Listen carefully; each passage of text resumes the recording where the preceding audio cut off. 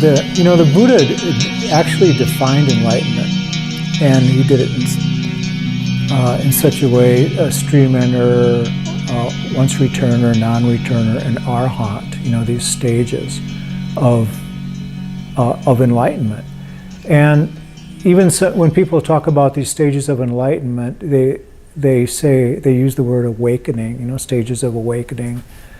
But when they say, and it seems like we talk about awakening, like these higher states of consciousness and realizations and these types of things, profound insight.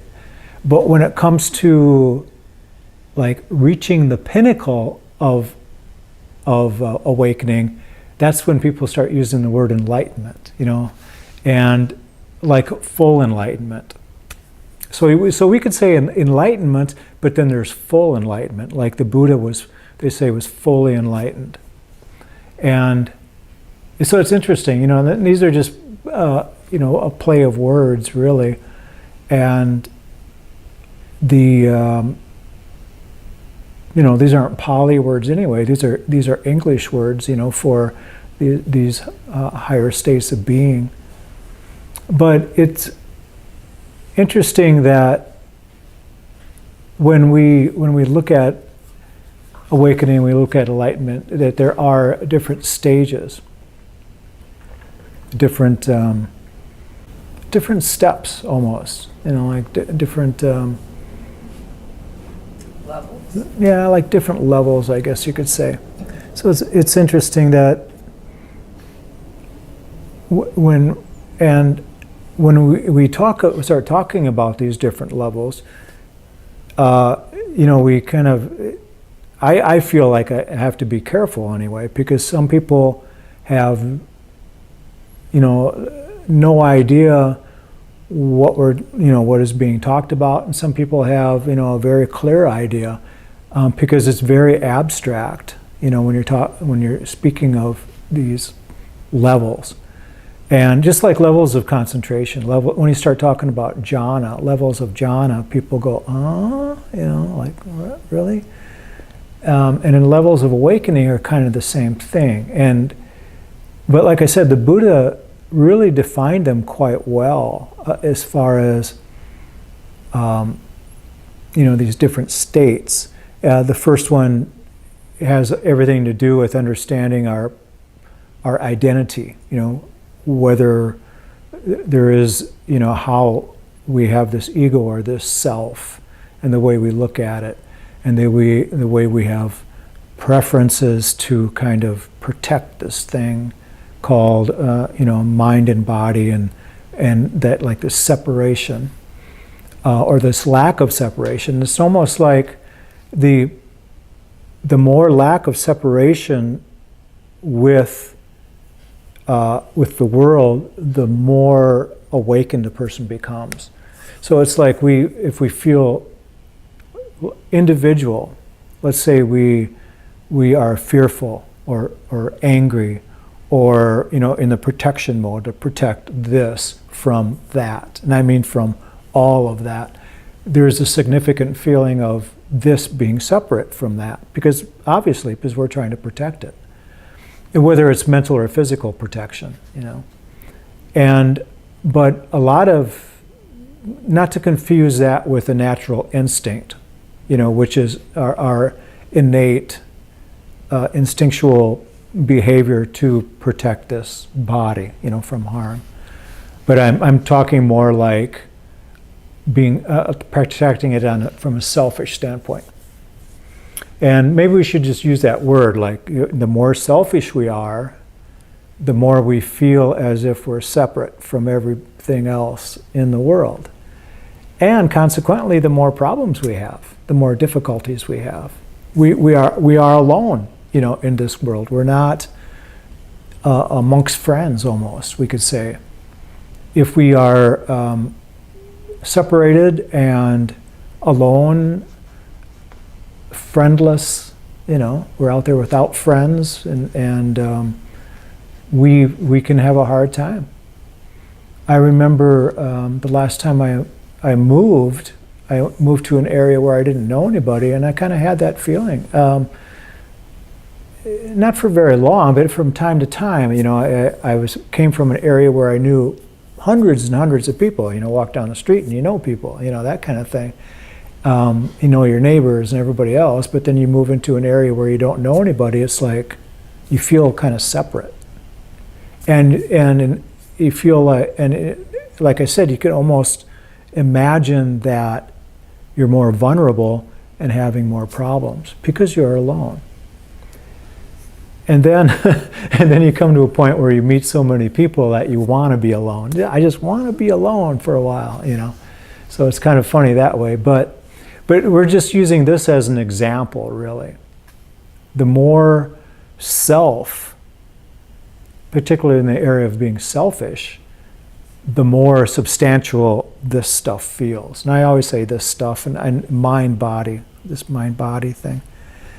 And the more we're hurt, the more separate we feel, right? I mean, like when we feel like I really got hurt, we feel like I got hurt and maybe somebody else didn't, almost that, having that kind of a feeling. And so as a stream enter in the Buddhist Theravada Buddhism, that identity is more understood. So that's the first level of awakening. There's that connection. And then the next level, there's much more less of that. And it gets into the area of this awakening of learning life's lessons, which are, it has everything to do with karma. Learning these things from the standpoint of, oh, this is how I reacted, or this is how I could react to this certain situation, but this is how I react now, where it doesn't faze me. Not that it has everything to do with reaction, but the internal reaction, how we are affected by something in the outer environment, because supposedly the more awake we become, the less important this stuff out there is. And the more false everything is seen and experienced out there, that it can actually affect us. And it comes to the point where we are so non-affected by the outer world that somebody could actually harm us and attack us, for example, and there would be very little effect. I mean, there might be pain and that kind of thing, but don't take my word for it because I'm not fully enlightened, but from a fully enlightened person's standpoint, they wouldn't be affected by somebody attacking them as a non-enlightened person would. Because they wouldn't have that fear, and they wouldn't have that fear of dying, they wouldn't have that fear of being hurt. There would be that instinct, though, like if somebody came at you, highly enlightened person with a knife, that enlightened person wouldn't just go, oh, here I am, they would react, They still have instinct and intuition, to protect the body and that kind of thing. But the result of the effects of the outer world doesn't affect a person on the inside. And the reason I bring this up is because we can experience this in meditation when we are very, very present and concentrated. We have a less emotional response to the outer world. And we get a chance to see the outer world for what it is in many, many respects. And this could be through insight, or it could just be through the natural process of meditation, where, first of all, the body, if we've been meditating for a while, any discomfort in the body isn't there that's the first thing to go, is the sensations of the body, including discomfort. And then the idea that there is, someone sitting here, or someone that is feeling separate from the world, all these different layers start falling away. So after a while, it's as if there is no self, no body, no thing sitting here meditating. And that I think can be experienced by everybody that has meditated for a while. Consistent practice of meditation, and it's my belief that is one of the reasons that meditation and higher levels of consciousness are synonymous. And that's not the only reason that higher levels of consciousness, and I believe that a person can be awake or fully enlightened without meditating. I know there's people that would probably throw stones at me right now for saying that, but I don't believe that meditation is necessary, something that is a must for an enlightened person to go through. I think enlightenment can happen pretty spontaneously, not instant. Well, it seems like it's instant, but it has to be processed again and again and again, whether it's a meditator or not. But we meditators are lucky enough to have this practice that we enjoy, where we can actually use this practice to get to higher states of consciousness. And thankfully, there's people like the Buddha, in the Buddha's teachings, where the Buddha was one of those people that woke up, became enlightened through the practice of meditation. And in his meditations, he saw all the lessons, and he got them. He learned them. And what I mean by that is he experienced his past lives, and he used them for his teachings. Actually, he saw his past lives. He saw all the lessons that were taught him, even the ones that he didn't get and had to repeat again and again and again and again and again, like we all often have to do. But he finally got all the lessons. No lessons, no karma. And so no karma, you become an arhat. An arhat is a fully awakened being. So it sounds simple, and in many ways it is simple. I think it's a good idea to simplify the process of becoming fully awakened. And it is through practices like meditation, knowing that it's possible. The Buddha said that we are all awakened beings, we're all enlightened, but we just don't understand and see that essence. We don't see the clarity. And thus the practice of insight meditation, or vipassana, a clear way of seeing, or a new way of seeing with clarity. That's what vipassana means. That's shortened by the name, coined by the name insight meditation. And so again, a big part of this awakening is realizing this oneness, this lack of separation between us and the rest of the world. And it seems paradoxical, but when we realize that what we're seeing, smelling, tasting, touching, feeling, and when we think about the exterior world, and we realize that it is just perception, so it's more false than real. When we reach out and touch something, it's a feeling. When we hear something, it's a vibration in our ear. But we hear a siren, And we can visualize and imagine that police car, that ambulance, or the fire truck, or whatever it might be. We can imagine them going down the road and, like this emergency happening. But actually what's happening is just a vibration in the ear, But we create this whole story about it, and we create a story about the things that we touch. Oh, that's so hard, or so cold, or that's so soft, and we create that image and all based on past experiences, not only from this life, but past lives as well. And when we smell something, we draw a picture, we have a story connected to everything that we smell.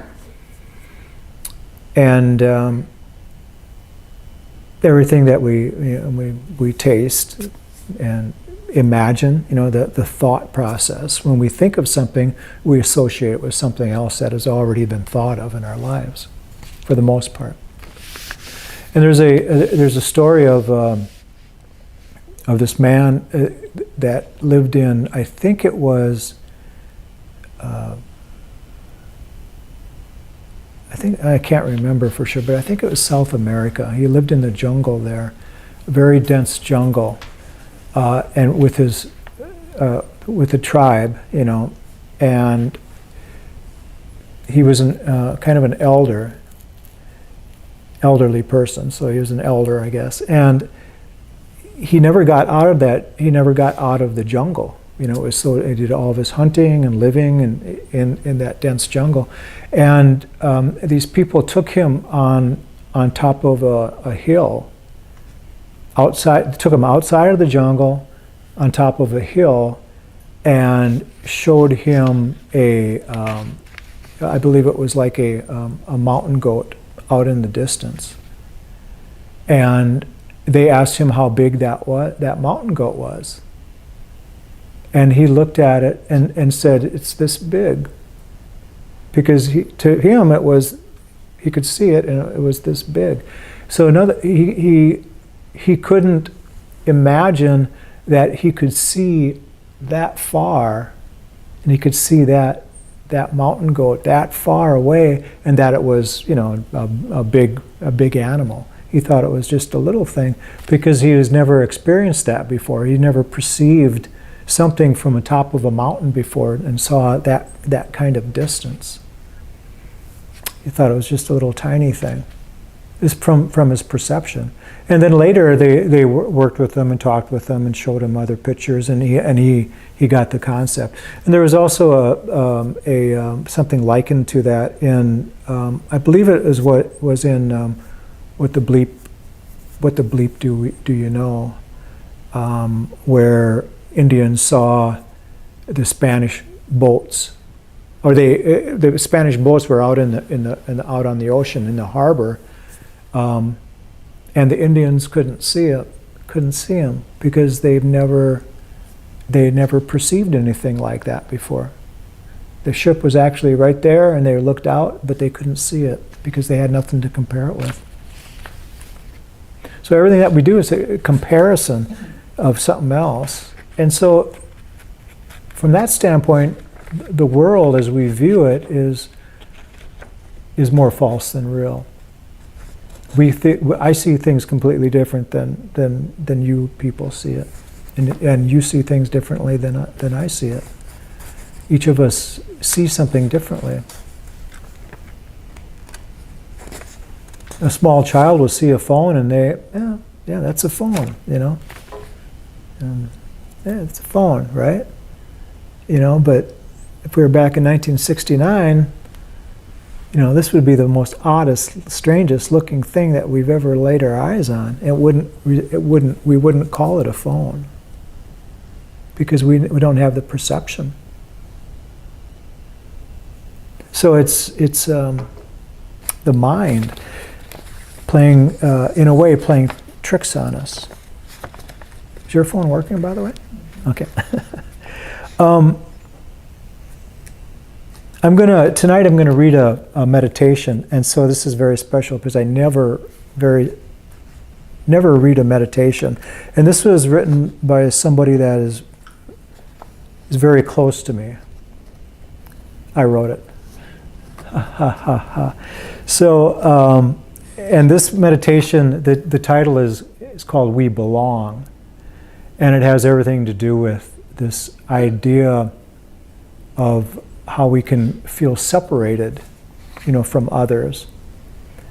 But when we have this feeling of belonging with other people and belonging in this world, we it's the first step towards that oneness. Because in reality, there's no separation between me or you or anything out there and me here. It's just our false perception that things are out there. But actually everything is one. And the sooner we realize that, the more realized we become, and the more awake individuals we become, a higher state of consciousness. And it's nothing that a person learns or anything like that. It's just a feeling. But we can experience that in meditation. We can experience that in our meditation practice.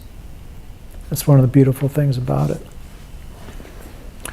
So, on that note, if you would please make yourself comfortable.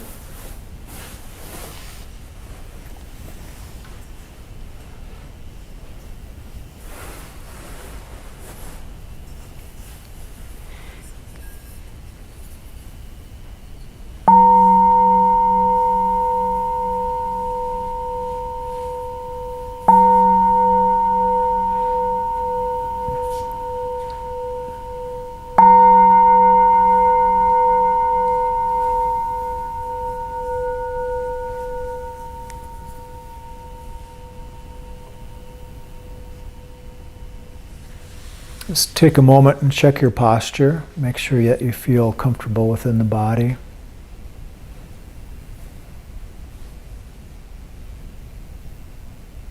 As mentioned, the body is usually the first thing to go in our meditation practice. And it makes all the sense in the world that this happens, because the body can be very distracting for us. If there's an ache or a pain in the body, our attention goes there, and it's just a mechanism. It's almost a fight or flight mechanism. It's a protection mechanism that's built in us, that if our knee hurts, that we should be doing something about it. But many times the mind plays tricks on us, and it likes to go searching within the body and trying to find an ailment, something that isn't right, so that it can distract us. It's in the same light, or in the same way, that a person all of a sudden gets a dry throat when it comes to meditating.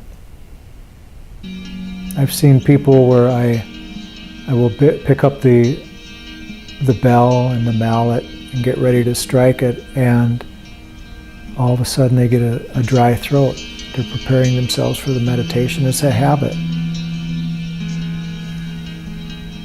The mind is looking for these things to distract us somehow.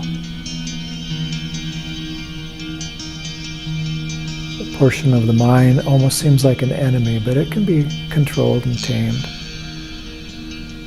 Sometimes it feels like it's an enemy because it wants to distract us from seeing the truth. And the truth is that we are one, and we can be complete in every way, needing nothing more in this life to be completely happy and joyful, needing nothing in the outer world to fulfill us in this moment. So we can find peace of mind in daily living through this practice. If your eyes aren't closed, please close them. Bring your attention to the breath. Just focus on the inhalation, the exhalation.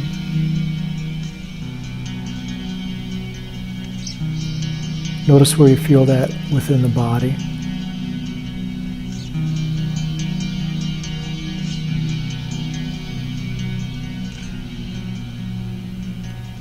You might even notice the movement of the body as you breathe in and out. The breath is something that you should be very familiar with and allow it to relax the other portions of the body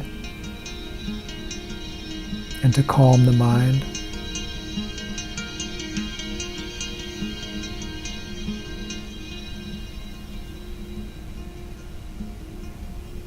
Just breathing in and breathing out, very naturally.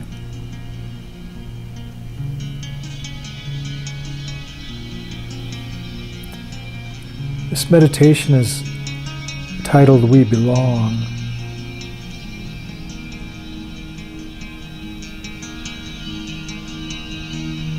And to belong is to be a part of. To belong to something is to be a part of something.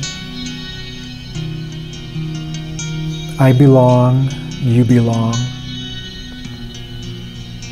And we are all a part of this.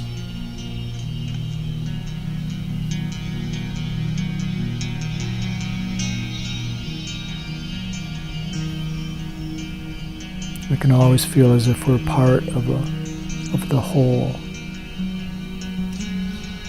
So we're like a single drop among many drops.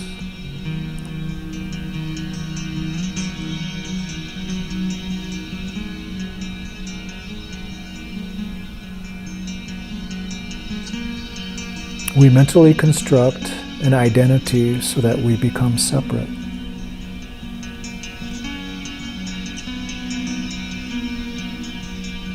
This ability to make ourselves separate can also make us feel alone.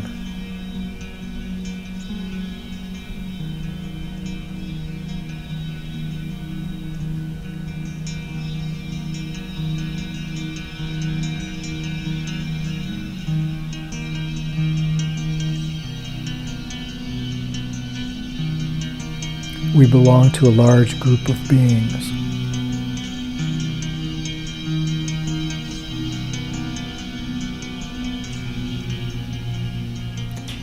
Many plants, many animals, humans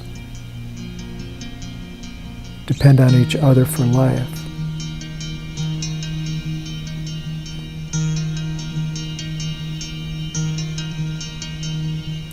We can be thankful for our belonging,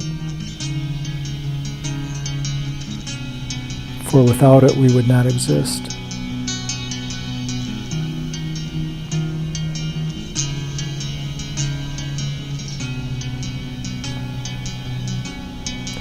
This oneness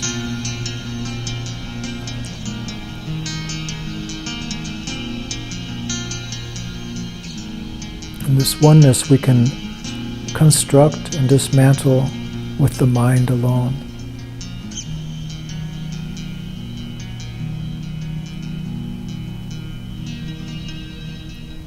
We can create a togetherness, a common bond with all other beings.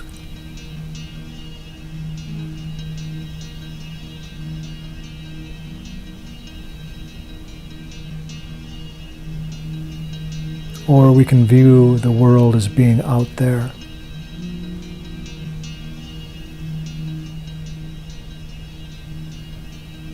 And create an identity that is singular and separate.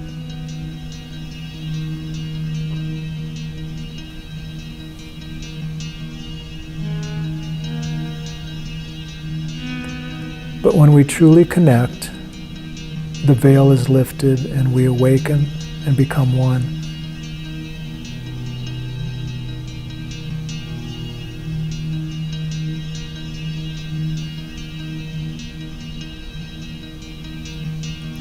Closing the eyes, sitting in the silent present moment, we connect. We belong.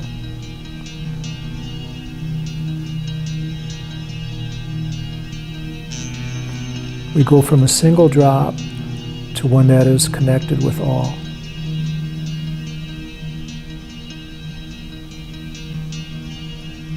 We feel the joy and the pain of the world.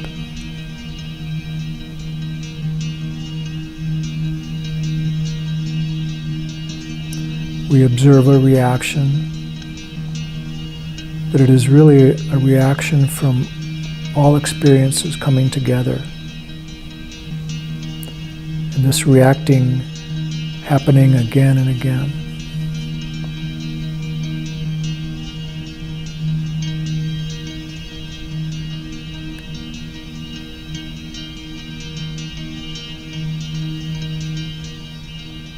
Oneness and belonging bring all forms of life together.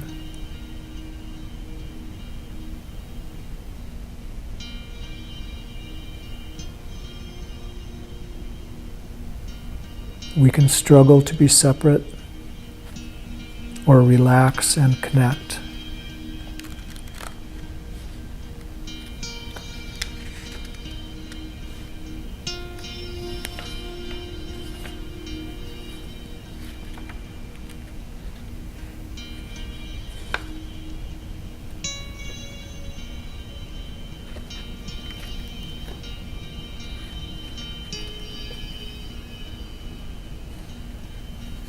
Connect with the inner feeling of belonging.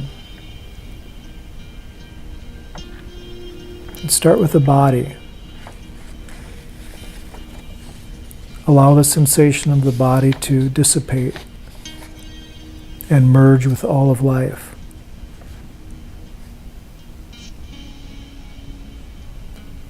Don't hold back or mentally protect the body. Allow any imagined separation between you and what is out there to completely melt away.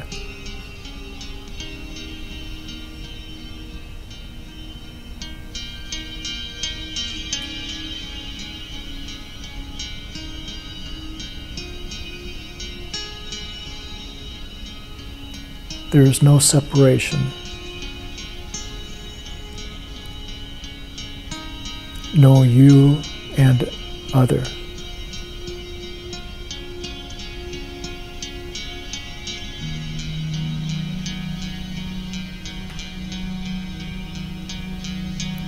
Nothing that has ever been separate from anything.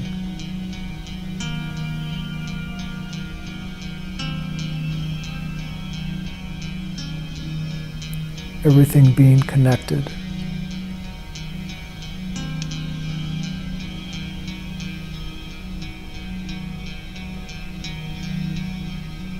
You are who you are because of this connection.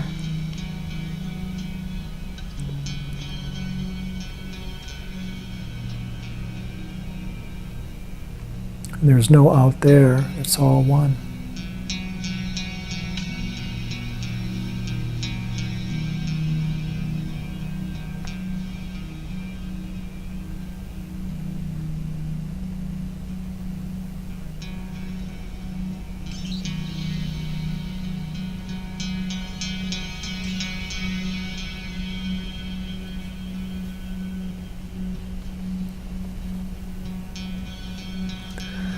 Going within is a being without.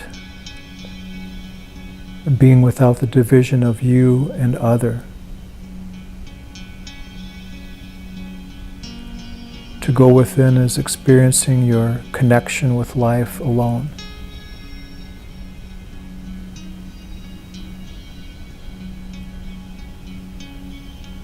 It is taking a practical look at who you are not, and looking at the end of any longing for a connection.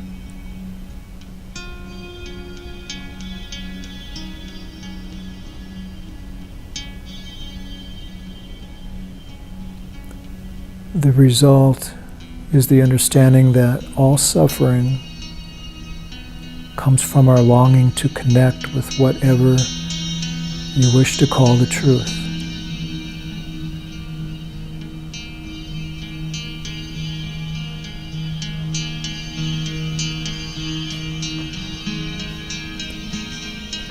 To stop the longing is to stop the search.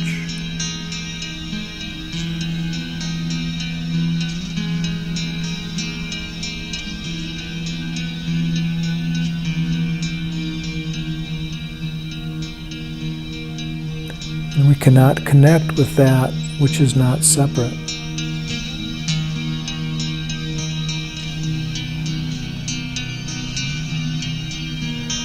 We do belong because life is one.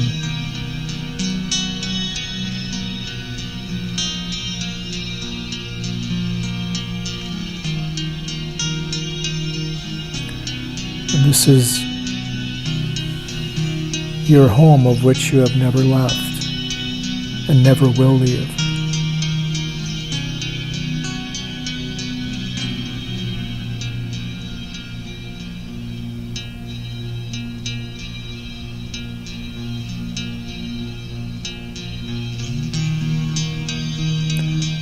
It's like you can never be alone. You can never dance alone.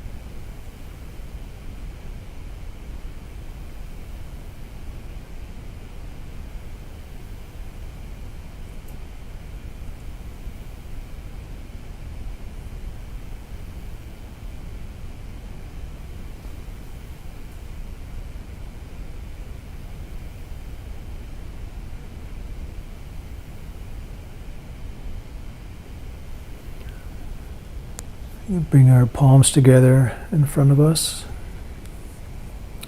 May each one of us and all beings be well, happy, and peaceful. May no harm come to us. May no difficulties come to us. May we meet with spiritual and worldly success. May we have the patience, the courage, and the understanding to meet and overcome any problems or difficulties that we might face in life.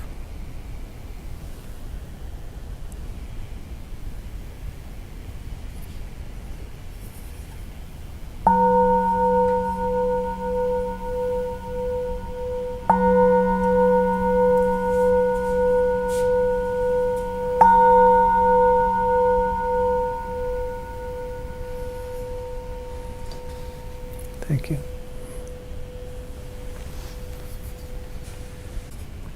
So that meditation was called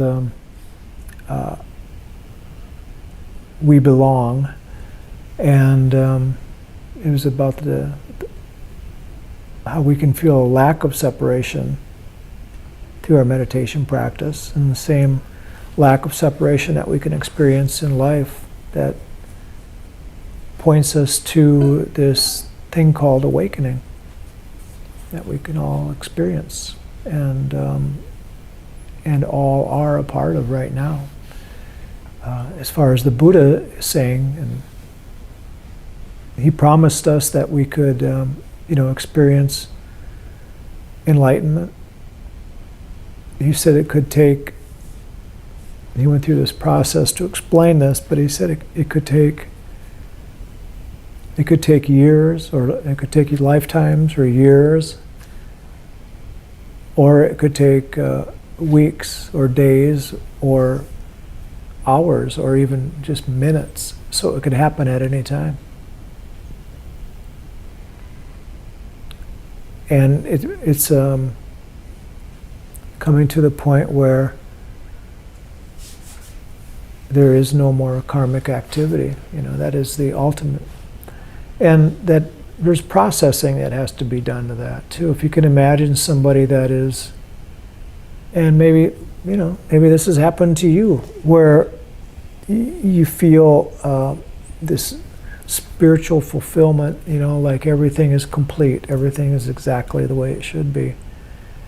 But we start looking at that and going, like, is this real? And then we start questioning it. Like, is this is just temporary, right? And we kind of pull ourselves out of it that way, We don't trust it. We don't trust that feeling, that awakening, that moment of awakening. Moment of awakening. Doubt kicks in. The doubt. Hindrance of doubt kicks in. Doubt, yeah. Yeah, we talked about hindrances last week, I guess, didn't we? Yeah, that's a big one. And then we're back into it again, We don't trust the joy and the blissfulness, and it's the same thing that can happen in these concentration practices. The jhana, where we start kind of doubting. We start going into these deep states of concentration, and we doubt it. We doubt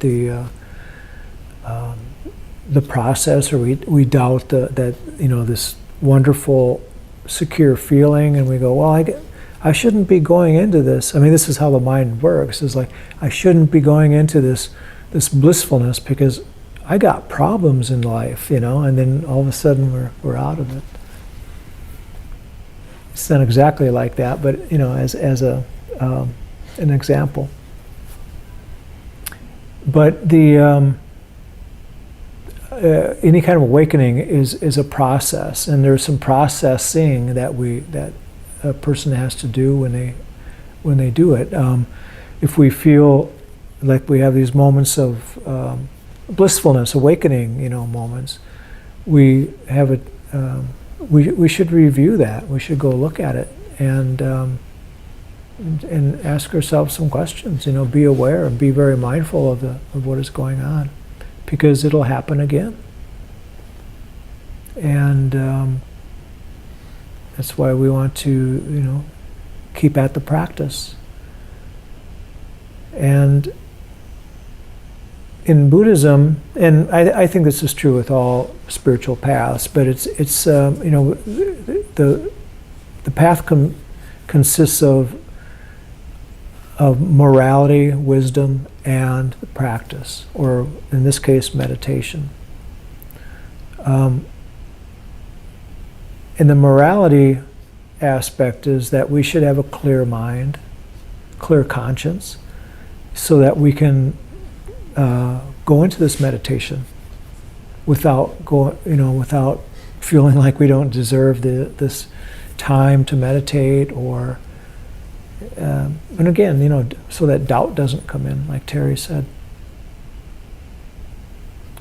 And that the Buddha said that's really the main thing behind morality, that we should not do something to harm others or to harm ourselves that prevents us from having peace of mind. Going back and mentally revisiting these things and feeling guilty or something like this. So morality is, from that standpoint, a big part of spirituality. If we want to, and we believe that we can awaken, and we should all believe that. And then the wisdom aspect is to be open, first of all. These days it has a lot to do with knowledge, as far as reading and getting knowledge from other people, having good teachers and being careful what we read and what we believe. There's lots of information out there now, and more every day. But we should, more than anything, be open and have that beginner's mind. The beginner's mind is the mind that questions things and doesn't say, "Oh, I got it. I know that." We don't know anything.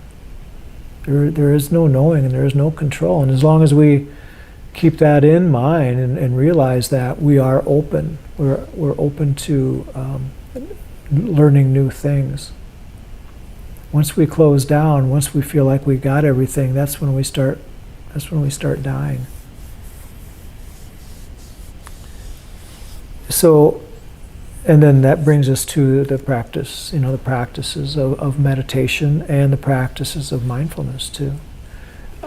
And these different practices that we can do with our eyes open, walking down the street, being aware, and noticing what arises. And that's one of the characteristics of insight meditation, is noticing what comes to our awareness, noticing moment by moment by moment what is coming up for us.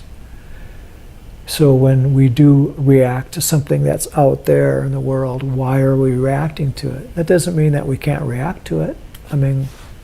Without emotions, life can be pretty dull, because we are humans, and that we're not designed not to have emotions, but we should be aware of why we have that emotion. Why is it happening? Is it really necessary? Maybe there should be more of it, And everybody expresses their emotions differently. But we should be aware of them and understand why we're doing it, why it's happening, what triggered it, That is a practice in itself. And then, of course, the practice of meditation. And they all kind of come together. Morality, wisdom, and meditation, concentration, mindfulness.